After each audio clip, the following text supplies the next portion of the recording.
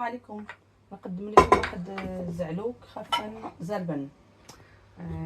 نشدو الفنجان، نقيوه، نقطعوه ونديروه في الماء والملح، من بعد نصفيوه، نديروه في كوكوس، نزيدو عليه واحد 3 المطيشات صغار،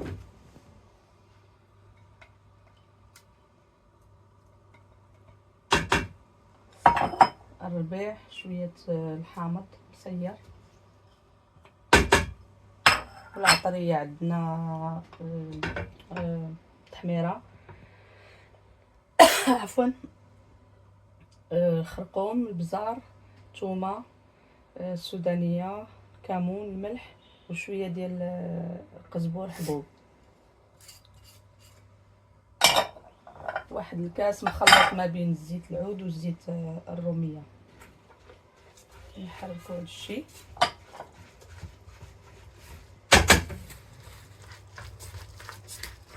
نستعجنو العناصر،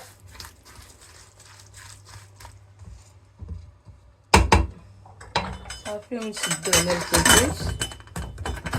من بعد ما تصفر واحد 15 دقيقه نطفيو عليها.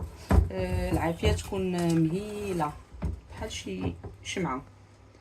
من بعد ما يطيب نرجع معكم. من بعد ما دازت واحد 20 دقيقه، ما بين 15 حتى ل 20 دقيقه، كنحلو الكوكوط كنلقاوها على هذا الشكل. الا بغيتو تخليو الزعلوك بحال هكا طروفه باينين، سينو انا كنديرو بهذا البخاس بوم دو تير، كنحاول نمعسو.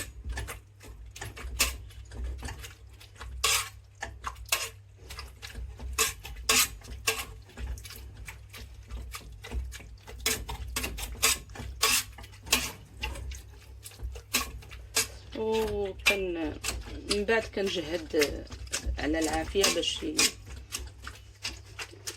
يشرب ليا داك الماء اللي بقى الزايد.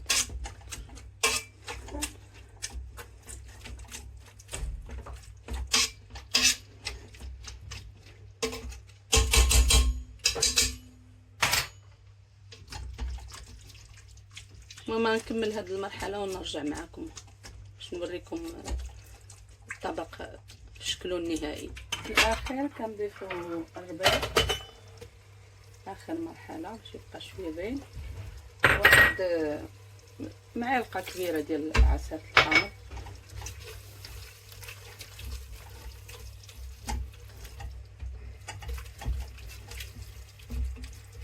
نحركو مزيان صافي ونطفيه. من بعد نوري لكم في صحن التقديم.